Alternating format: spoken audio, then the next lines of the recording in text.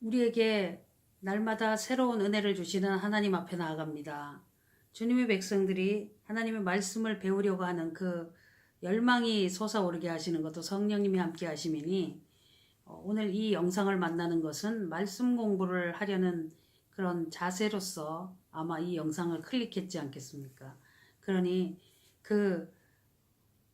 이 일을 성취하시고 인도하시는 그 하나님의 그 함께 하심을 맛보아 알게 되는 은혜의 시간이 되기를 바랍니다. 기도하겠습니다.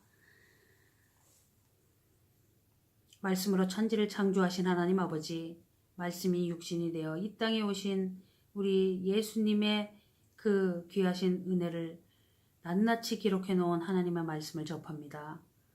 오늘 창세기 하나님의 말씀을 읽으면서 이 15장에 주시는 하나님의 뜻을 깨달아 알아 우리도 이러한 믿음의 사람의 모습이 가득하고 샘솟아 오를 수 있게 되도록 말씀하여 주시고 함께하여 주옵소서. 예수님 이름으로 기도드립니다. 아멘. 찬송가 403장 찬송합니다. 누차의 말씀을 드리지만 우리는 지금 개역 한글판 성경과 통일 찬송가로 공부를 하고 찬송하고 있습니다. 찬송가 403장입니다. 나 위하여 십자가에 중한 고통 받으사 대신 죽은 주 예수의 사랑하신 은혜여 보배로운 피를 흘려 영영 죽을 죄에서 구속함을 얻은 우리 어찌 찬양하날까. 예수 안에 있는 우리 한량없이 즐겁고 주 성령의 위로함이 마음속에 차도다. 천국 음악 소리 같은 은혜로운 그 말씀 끊임없이 듣는 우리 어찌 찬양하날까. 이 세상의 모진 풍파 쉬지 않고 불어도 주님 안에 보호받는 우리 마음 편하다. 늘 깨어서 기도하고 저 천국을 바라며 주님만을 기다리니 어찌 찬양 안 할까.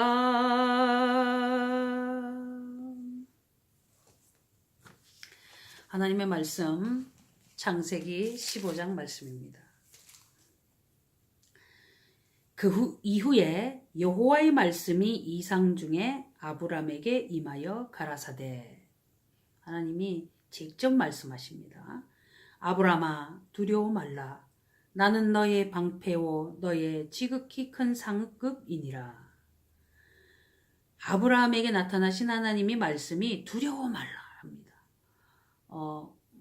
이 말이 꼭 맞는지 다 세보지는 않았지만 두려워 말라라는 말이 성경에 365번 나온다. 그래서 하나님이 365일 두려워하지 말라고 365번 기록해 주셨다. 이제 그런 이야기를 어느 분이 하시는 것을 들은 적이 있습니다. 두려워 말라. 사실 하나님을 두려워할 수가 있죠, 사람들이. 그리고 하나님이 안 계시면 두렵지요. 그래서 두려워하는 자를 하나님이 별로 좋아하지 않는 것 같습니다. 죄를 지으면 두렵잖아요. 하나님과 단절되어 있으므로. 또 믿음이 없어서 마음이 불편하고 두려울 수 있고, 그렇죠? 그렇죠? 그러니까 이런 것들은 하나님이 별로 좋아하지 않는 하나의 그 현상이다. 나는 너의 방패요. 하나님이 방패시다. 방패는 보통 뭔가 올 때 이렇게 막는 역할을 합니다. 방패가. 그러니까 하나님이 막아주시는 방패가 된다. 너의 지극히 큰 상급이니라. 신약 성경을 보면 하나님과 재물을 겸하여 섬길 수 없다. 너희 보물을 하늘에 쌓아두라. 그런 말씀이 있는데 그 말씀을 앞뒤를 잘 읽어보면요. 그게 이제 아마 그 복음서에 우리 예수님이 하신 말씀에 그런 내용이 나오는데 그 말씀에 보면은 하늘에 보물을 쌓아두어라 하니까 교회에다 헌금을 해가지고 하나님 나라에 쌓아두어라 그런 표현으로 오해를 할 수가 있는데요. 그런 의미가 아니라 하늘에 있는 하나님이 너희의 보물이라는 것을 설명하시는 겁니다. 그 말을 오해를 해서 하늘에 쌓아두려고 뭐 많이 바쳐라 그렇게 되면은 헌금은 많이 들어올지 몰라도 본문이 원하는 핵심적인 내용은 아닙니다. 우리가 여기서 헌금한 대로 하나님 나라에서 뭐 기와집이나 초가집이나 뭐 이런 개념은 걸맞지가 않습니다. 성경적으로. 하나님이 상급이다. 아버지 하나님이 상급이다. 우리가 아이들이 저녁에 부모가 이제 뭐 아빠가 퇴근해서 들어오면 아빠가 손에 저녁 때 뭐 맛있는 거 사가지고 오니까 그게 기다려지는지 아니면 퇴근해서 오는 그 아빠가 기다려지는지 그런데 그 아버지가 보너스로 뭐 군고구마를 사오시고 이래야 되는데 그 손에 가지고 오는 것에 관점이 많으면서 마음에 안 들고 그렇게 뭐 자기 생각대로 하면서 이제 머리가 굵으면 부모가 퇴근에 들어와도 아이들이 방에서 안 나오지요. 말하기도 싫어하고 뭐 그런 거 보면 참 서운할 텐데 하나님 아버지 앞에서 우리가 하나님을 즐거워하느냐 하나님이 주시는 돈, 명예, 부여로움 뭐 이런 거 있죠. 그런 걸 우리가 기대하고 있느냐 거기에 엄청난 차이가 있는 거예요. 기독교 신앙을 하고 교회 오면서 하나님이 우리의 상급이 되고 하나님이 우리의 기업이 돼야 되는데 사람들이 하나님 아버지 앞에 오면서 뭔가 목적을 갖고 온단 말이죠. 뭐 병 낫기 위해서. 뭐는 목적이 그래도 결과적으로 말씀을 듣고 변화를 받아서 하나님께서 원하시는 본류를 찾으면 참 좋겠는데 사람은 그렇지가 않아요. 잘 목적이 다르면 꼭 거기에 따라서 뭔가 반대급부적으로 안 될 때 불평불만이 나올 수밖에 없습니다. 사람이 그렇게 유연하게 폭넓게 되어서 뭐 이렇게 금방 받아들여 가지고 문제에서 바로 금방 좋아지고 이런 경우는 잘 못 봅니다. 그래서 우리가 기독교 신앙을 하러 올 때 사람들이 전도할 때 뭐 많은 그런 좋은 말들을 하잖아요. 교회 오면 이렇게 되고 뭐 그런 건 보너스로 주는 건데 그런 것들에 창념을 해서 그 하나님 앞에 나오는 그런 뭐 계기는 되겠지만 그것이 나중에 오히려 교회를 떠나게 만드는 계기도 되니까 우리가 참 하나님 앞에 나오는 그 사람들에게 가장 먼저 전달돼야 될 게 우리는 피조물이고 죄인이다. 그래서 회개해야 될 존재라는 것을 듣든지 아니든지 이야기하는 게 이게 중요한 거죠. 하나님은 사랑이시라서 당신을 사랑합니다. 이렇게 출발합니다. 그럼 틀림이 없죠. 그렇지만 그래서 당신에게 이렇게 좋은 걸 해주시려고 하니까 빨리 교회 오세요. 이렇게 하는 것보다는 그 죄 문제에 대한 해결. 그래서 우리가 뭐 그런 이야기를 하게 되고 그래서 하나님 아버지 앞에 주신 은혜 감사하고 그리고 이제 하나님 앞에 나오게 되죠. 하나님을 즐거워하라. 그 사람이 제일 되는 목적이 뭐냐? 거기에서 이제 우리가 그런 이야기를 하죠. 하나님을 영원토록 즐거워하는 것이다. 자, 이 말씀이 아주 우리에게 참 깊게 은혜로 다가옵니다. 우리에게 하나님이 방패가 되시고 하나님을 우리에게 주셨다.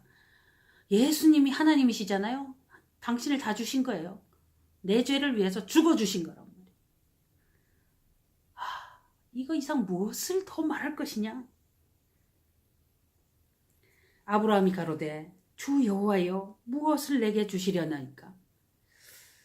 지금 아브라함은 또 조금 어떤 인생적인 부분에 좀 염려가 있었겠죠. 나는 무자하오니 나의 상속자는 이 다메섹 엘리에셀이니이다. 75세의 부름을 받아서 세월은 자꾸 가죠. 자식은 태어나지 않죠. 그러니까 지금 앞으로 어떻게 해야 되는지, 내가 재산은 많고 이것을 도대체 누구에게 물려주고 가야 되나. 그런데 보니까 자신에게 이제 아주 충성을 하는 그런 그 종복이 하나 있었는데 그에게 물려줄 수밖에 없습니다. 아브라함이 또 가로되 주께서 내게 씨를 아니 주셨으니 내 집에서 길리운 자가 나의 후사가 될 것이니이다.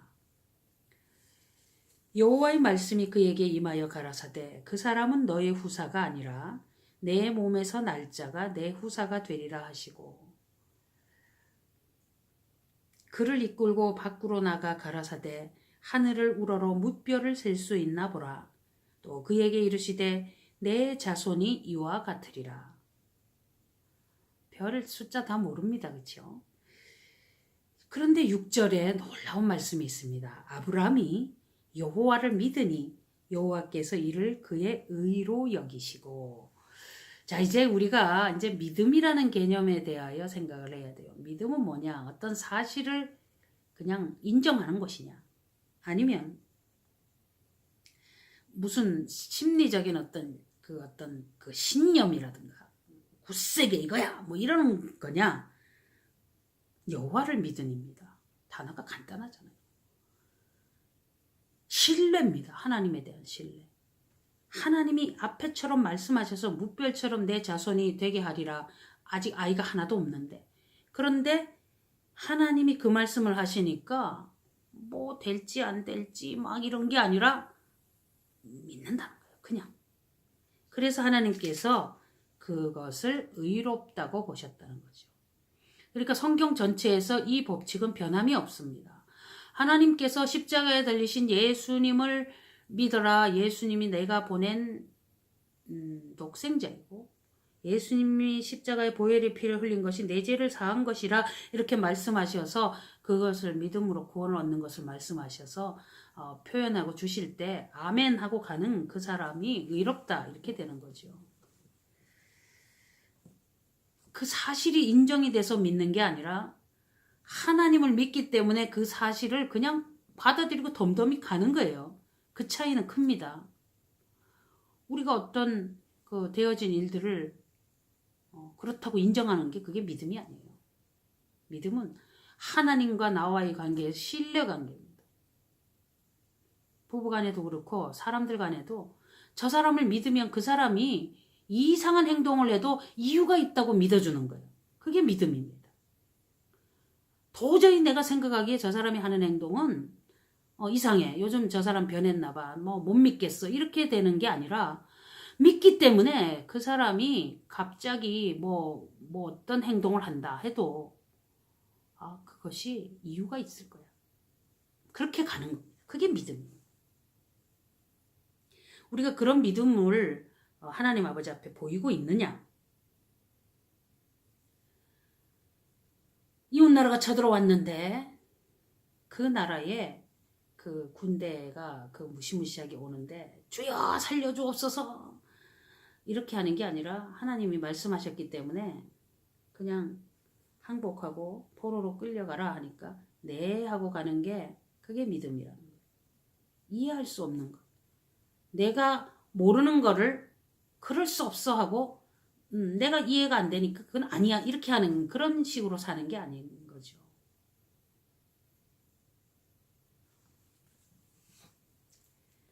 (15장 6절) 아브라함이 여호와를 믿으니 여호와께서 이를 그의 의로 여기시고. 아브라함이 여호와 하나님이 하신 저 말씀을 믿은 게 아니라 하나님을 믿었기 때문에 그 하신 말씀에 대해서 그래 뭐 그렇게 되는 것이 맞아. 이거에 대해서 이견이 없는 거예요. 고민도 없고 생각도 없고 그냥 가는 거죠. 당연히 뭐 그렇게 되니까. 아브라함이 우리가 11장 끝 12장부터 읽어왔지만 그런 사람이에요. 지금 전체적으로 그런 느낌입니다. 그렇다고 해서 뭐 완전히 그 뭐 실수가 없거나 잘못하거나 그러지는 잘못이 없거나 그렇지는 않지만 그래도 하나님 보시기에 이만한 믿음도 없다. 또 그에게 이르시되 나는 이 땅을 내게 주어 업을 삼게 하려고 너를 갈대아 우르에서 이끌어낸 여호와로라. 그가 가로되 주 여호와여 내가 이 땅으로 업을 삼을 줄을 무엇으로 알리이까? 궁금하죠? 여호와께서 그에게 이르시되 나를 위하여 3년 된 암소와 3년 된 암염소와 3년 된 수양과 산비둘기와 집비둘기 새끼를 취할지니라. 재물이 꽤 양이 많네요. 둘, 셋, 넷. 그러면 3년 된 암소 제대로 이제 이렇게 해야 되겠죠. 아브라함이 그 모든 것을 취하여 그 중간을 쪼개고 그 쪼갠 것을 마주 대하여 놓고 그 새는 쪼개지 아니하였으며 솔개가 그 사체 위에 내릴 때에는 아브라함이 쫓았더라. 쫓는 거하고 쫓는 거는 좀 다르죠. 쫓는 거는 누구 뒤를 따라가는 거고 쫓아가는 거고 이거 쫓아내는 거는 허이 하고 저리 가라 그러는 거죠. 그런 차이가 있습니다. 자, 그런데 여기서 이제 사람들이 이제 새를 쪼개지 않았기 때문에 문제다 이렇게 생각을 하는데 다시 좀 읽어봅시다. 해질 때 아브라함이 깊이 잠든 중에 캄캄함이 임함으로 심히 두려워하더니 여호와께서 아브라함에게 이르시되 너는 정령이 알라. 내 자손이 이방에서 계기되어 그들을 섬기겠고 그들은 400년 동안 내 자손을 괴롭게 하리니. 이 지금 어떤 재물을 쪼개어 놓고 그 사이를 왔다 갔다 하는 게 그게 어떤 그 언약식 같은 건데요. 이 약속이 지켜지지 않을 때는 이와 같이 쪼개물 당한다. 그런 의미를 갖고 있다는 얘기가 있습니다. 그러면 이것도 지금 새를 쪼개고 달을 다 쪼개서 하나님 앞에서 그 사이에서 이제 언약을 하는. 그러니까 변개되지 않는 엄청난 것을 지금 그 이야기를 해야 되는 것이죠. 그런데 여기서 그 아브라함이 작은 새를 쪼개지 않았기 때문에 그것 때문에 이제 하나님이 좀 야단을 치셨다 하면은 아마 본문에 그런 내용이 나올 텐데 지금 여기서 이 주시는 말씀이 가만히 보면 벌 받는 것 같은데 좀 더 자세히 읽고 폭넓게 보면은 생각이 달라집니다. 또 읽어봅시다. 이방에 객이되어 400년 동안 괴롭힘을 당한다. 그 섬기는 나라를 내가 징치할지며 그 후에 내 자손이 큰 재물을 이끌고 나오리라. 이 출애굽 얘기를 하는 거죠. 그 요셉이 이집트로 가는 때부터 시작해서 그 모세를 통하여서 함께 이끌림 받아 출애굽할 때까지를 이렇게 말씀하고 계십니다. 너는 장수하다가 평안히 조상에게로 돌아가 장사될 것이요 내 자손은 4대 만에 이 땅으로 돌아오리니 이는 아모리 족속의 죄악이 아직 관영치 아니함이니라 하시더니 해가 져서 어두울 때에 연기 나는 풀무가 보이며 타는 횃불이 쪼갠 고기 사이로 지나더라. 이것으로 하나님이 증거를 삼아 주신 겁니다. 자, 여기서 우리가 이제 착각하면 안 되는 게 새를 쪼개지 않아서 하나님이 벌을 준 것으로 보면은 안 되고요. 이스라엘 백성들이 이 하나님이 지금 이 땅이 지금 하나님이 주신 업으로 삼을 것을 무엇으로 알겠습니까? 하고 8절에 물어보니까 이렇게 쪼개고 그리고 난 다음에 내가 지금 하는 말을 이제 들으라. 그게 뭐냐? 다시 갑니다. 이집트로 가서 400년 동안. 근데 좀 어느 정도는 있다가 어느 정도 이후부터 이제 그 압제를 받게 됩니다. 그리고 난 다음에 이제 이끌림 받아서 나오게 되는데 큰 재물을 이끌고 나오는 그 얘기가 또 출애굽기에 참 고스란히 나옵니다. 그런데 그들이 그렇게 나와가지고 가나안 땅으로 들어가서 다시 살게 하시는 그 얘기를 주시면서 이렇게 된다. 그런데 지금은 아이가 하나도 없어요. 그런데 그 아이가 하나도 없는데 후손들이 가서 그렇게 살다가 와서 이렇게 될 거라는 예언의 말씀까지 주면서 그 자손들이 번창할 것에 대한 이야기도 해주시고, 그리고 또 이 사람들이 분명히 하나님이 이 땅으로 돌아오게 하시는 것에 대한 그 이야기를 설명하시는 거죠. 그런데 4대 만에 돌아올 때 아모리 족속의 제약이 아직 관영치 아니함이니라.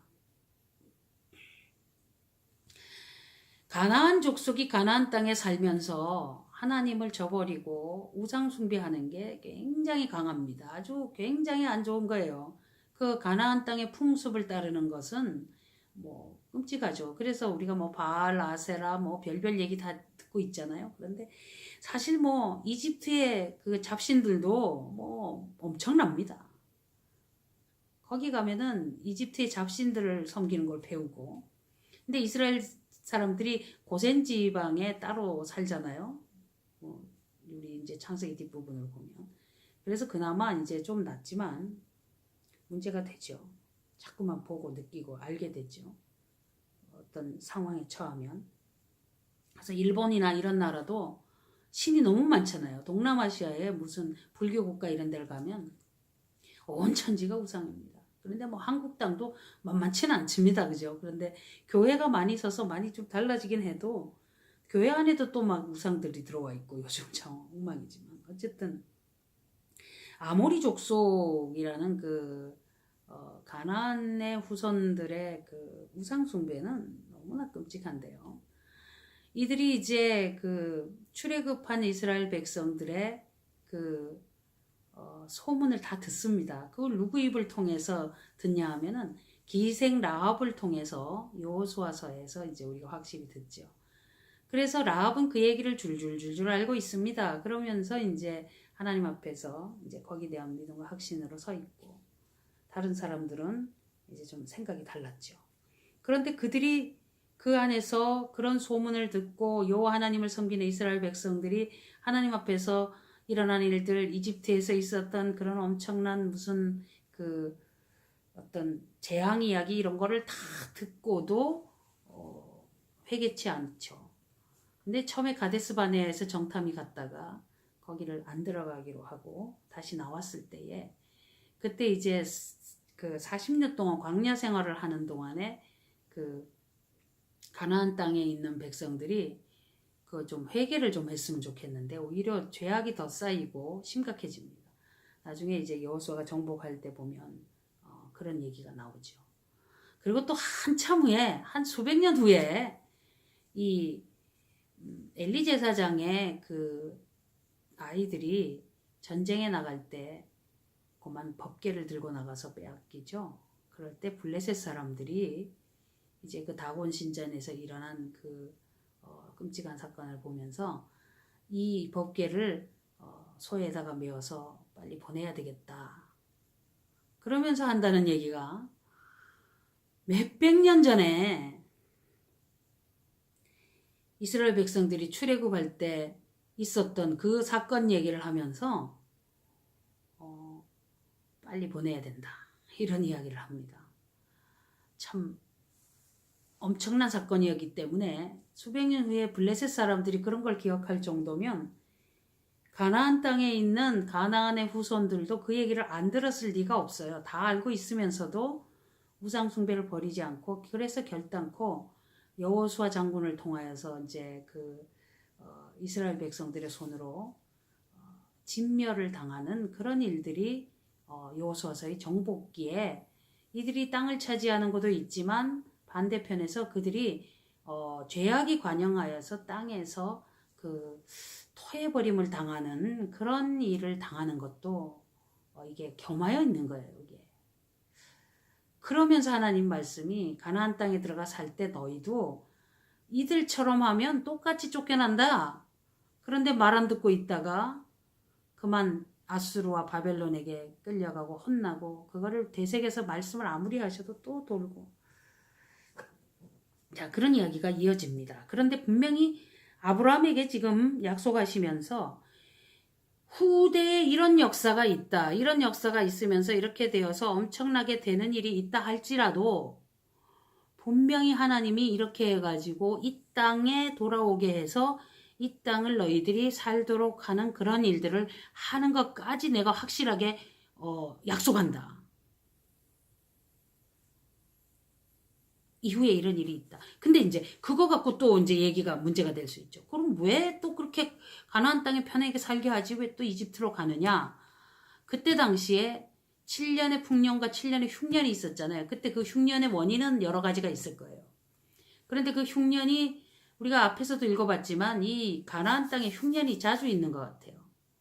그래서 이집트에는 가면 나일강 옆에서 항상 이렇게 먹을 것이 나는데 그러니까 어쩔 수 없이 이제 자꾸 거기 먹으러 갑니다. 그런데 하나님이 요셉을 보내서 이제 준비하게 하시잖아요. 그리고 그리 보내서 이 아브라함의 후손인 그 이삭과 야곱이죠. 야곱의 그 12아들과 그 가정의 70명의 그 사람들을 그쪽으로 피하게 해가지고 목숨을 부지하고 살아갈 수 있도록 하는 은혜를 베푸시는 거예요. 그게. 그렇게 하시고 이 후손들을 거기에서 보존을 시켜서 무별과 같이 점점 많게 하여서 다시 나오게 합니다. 장정만 60만이니까 남녀노소 다 합하면은 200만이라는 근거가 나오는 그런 민족을 70명이 내려가서 4대 400년 만에 그만큼의 인구가 출애굽하여서 나오게 되는 그런 것들을 읽어볼 때에 지금 이 메시지는요. 새를 쪼개지 않아서 벌을 받았다 이렇게 보기에 맞지 않는 거예요. 그런 상황에서까지도 이 땅으로 돌아오게 하시겠다. 나중에 야곱하고 베델에서 언약할 때도 분명히 그 말씀을 하십니다. 그 28장이죠. 그때도 또 반복하여 말씀하시면서 그 15절에 내가 너와 함께 있어 내가 어디로 가든지 너를 지키며 너를 이끌어 이 땅으로 돌아오게 할지라 내가 내게 허락한 것을 다 이루기까지 너를 떠나지 아니하리라 하신지라. 여기서 이 땅으로 돌아온다. 이 땅. 하나님께서 약속하신 이 땅을 주신 것이고 이 땅이 너희들의 땅이다. 이런 것들에 대해서 하시는 중요한 근거로 이런 일들이 후에 일어난다. 그래서 그것이 내가 이 땅을 내게 기업으로 업으로 삼을 것을 이야기하는 것이다. 주신다는 거죠. 해가 져서 어두울 때 연기 나오는 풀무가 타는 횃불이 쪼갠 고기 사이로 지난다. 그 쪼갠 고기 사이로 이렇게 지나면서 언약을 하는 거죠. 우리가 이 약속을 지키지 않으면 이것처럼 쪼개진다. 하나님과 아브라함이 지금 약속을 하면서 뭐라고 말씀하시는 거냐 하나님이. 내가 이것을 확실히 그렇게 되도록 한 것에 대해서 우리가 언약을 하는 것.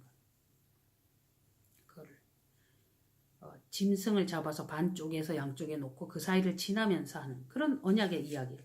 그러니까 확실하게 지킨다는 거죠. 목숨을 내놓고 지킨다는 거예요. 그날에 여호와께서 아브라함으로 더불어 언약을 세워 가라사대 내가 이 땅을 애굽 강에서부터 그 큰 강 유브라데까지 내 자손에게 주노니. 그러니까 실제로 유브라데까지 가면은 넓죠. 오늘날 이라크 지방까지 거기 유브라데 강이 있고 애굽 강에서부터 거기까지 엄청난 넓은.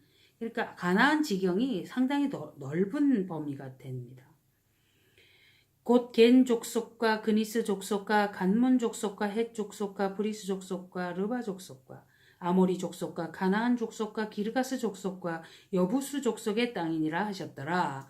요게 지금 기록되고 있는 요 사람들의 이름이 10장에 나온 사람도 있고 그렇죠. 그러니까 대다수가 그 가나안의 후손들이 있고 그렇습니다. 이들이 거처하는 이 땅을 너희들에게 준다. 그 약속이다. 아브라함이 준다. 아브라함에게 준다. 아브라함 후손들이 여기 살게 될 것이다.